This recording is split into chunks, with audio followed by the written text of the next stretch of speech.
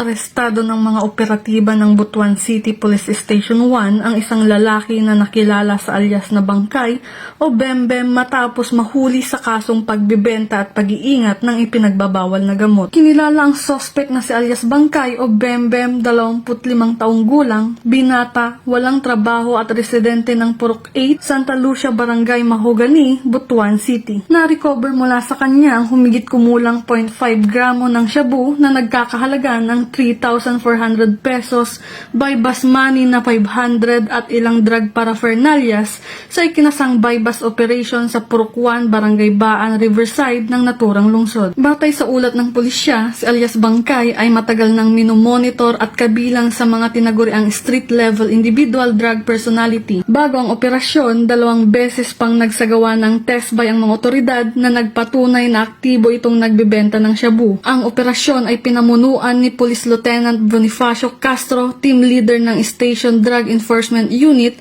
katuwang ang mga tauhan ng Butuan City Police Station 1. Sa kasulukuyan, nasa kustodiya na ng pulisya ang suspect at nakatakdang sampahan ng kaso sa paglabag sa Republic Act 9165 o Comprehensive Dangerous Drugs Act of 2002. Patuloy na pinaigting ng mga otoridad ang kampanya laban sa illegal na droga bilang bahagi ng mas pinaigting na advokasya ng pulisya sa pagkakaroon ng ligtas at maayos na pamayanan.